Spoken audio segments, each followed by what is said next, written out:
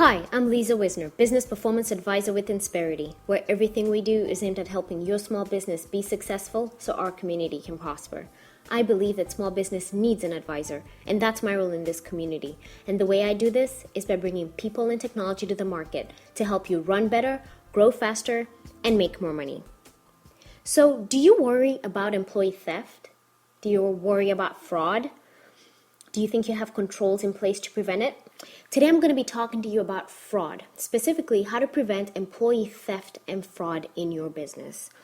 So, do you have confidence that there's a complete separation in the three critical roles in your financial systems? I'm talking about approving, recording, and reconciling. Because statistics have shown time and time again that the small businesses that don't have these three separations are the hardest hit when only one employee is handling the books. And they could be stealing from you for months or even years before you even realize it, because only one person is doing these important tasks for your business. So I'm going to be talking to you about how to prevent these, but part of uncovering the solutions for your small business also includes talking about the questions that you need to be asking yourself so that you can answer them as you're trying to fix these loopholes in your business. So let's go through these questions together.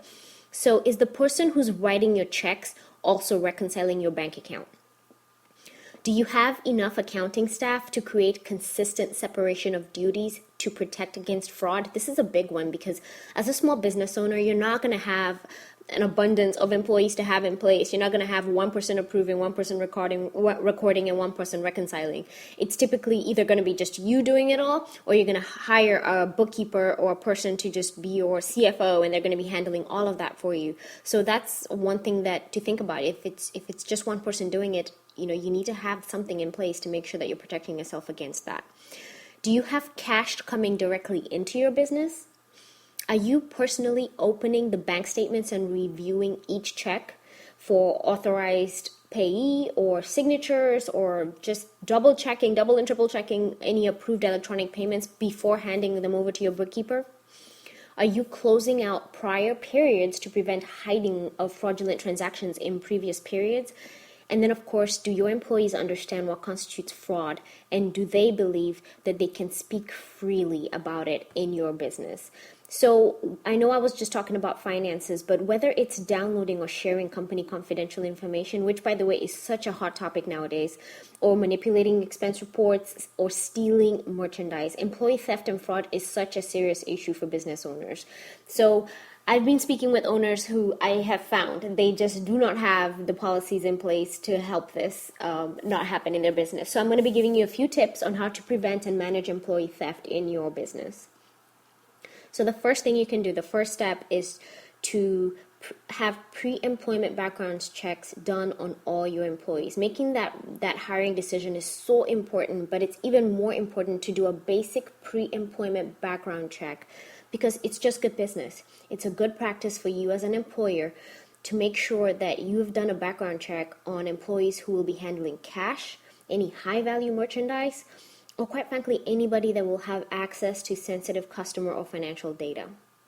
The second thing you can do is to check candidate references. And I'm always surprised at how very few employers reach out to check candidate references, because they're often assuming that a reference will never be anything but glowing. They just expect to pick up the phone and have a previous employer say all these fantastic things because they interviewed this person, they reviewed their resume, and everything just looks awesome. But it's a good practice to check references, because you can always tell when you've called a prior employer and something just seems off. And that might be the red flag that you need, because any candidate who has a history of any fraudulent behavior will be looking to hide that somehow. And so it's important for you to know that before you give them a job offer. Another way that you can do, that you can try to proactively reduce the fraud and theft in your business, is to proactively communicate with your employees. Every business needs an employee code of ethics and conduct. If you do not have one of these, I need you to stop what you're doing right now and literally Google it. Google employee code of conduct and start with some template and just create one, because quite frankly, This is the number one way for you to prevent any criminal behavior in your business. The standards would outline and set a clear benchmark for your employee behavior and guidelines on how you do business and how they need to behave in the workplace in order to promote ethical and lawful conduct. Once you've developed your code of conduct, these should be documented and all your employees should agree to them, which means that they need to sign them. So they should be in a place that's not hidden in a file folder somewhere for everyone to go look at this one document. No. You should either email it to all your employees or they should be able to find it in your intranet. If you have an internal website for your company, they should be able to go on there and download it. But more importantly, you should have a signed copy of the fact that they agree to these codes of conduct in their employee file, whether it's electronic or a paper file. Like I said, you can go online and find many templates for basic codes of conduct on the internet. But as a rule of thumb, you should include policies that cover the protection of your company data and the avoidance of conflicts of interest, and of course, obeying the law. So I like to give a scenario for my owners because part of being a business advisor is putting things into context for the businesses I visit with and some of my clients. So when I visit with an owner, I like to give him an example. What if you're doing business with certain suppliers and contractors and they require different codes of conduct that you don't have in place for your business? It's important that you and your employees also agree to these new codes of conduct because that's part of the business relationship and you do not want to jeopardize your contracts because of either a conflict of interest in your business or you're just quite frankly not following their policies and procedures that you agreed to as an owner. Your employees are not following those as well. The other thing that you can do is not be afraid of an audit. That word audit is such, it's like Big Brother. Big Brother is looking you over and they're making sure you're not doing anything wrong because you've already done something negative. And, quite frankly, in a small business environment, it might feel like that.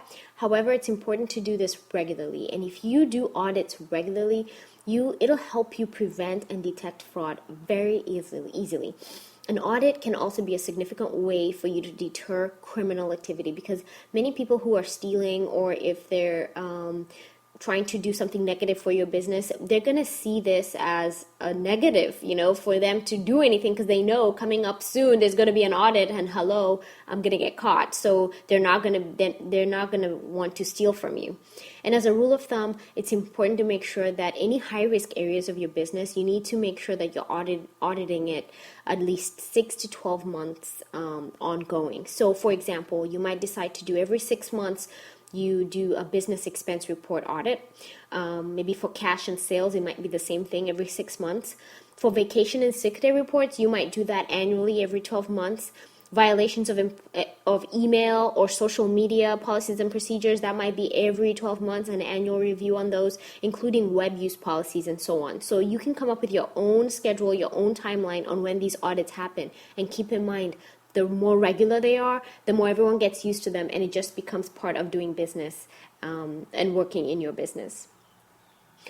The other thing you can do is recognize the signs.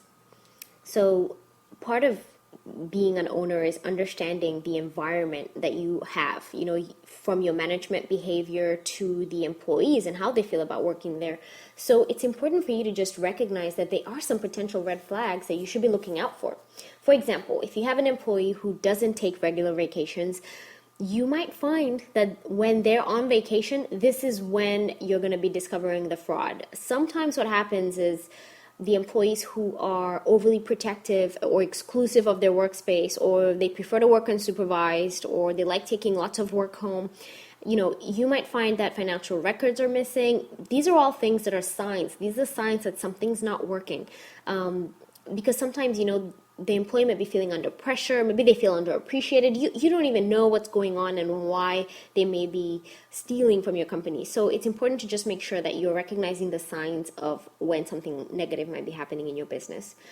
And then finally, I think it's important as an owner to set the right management tone. One of the best techniques for preventing employee fraud is to just basically create an environment that communicates a great business culture, a great climate that shows that you're taking it seriously and there will be consequences for not following your policies and procedures.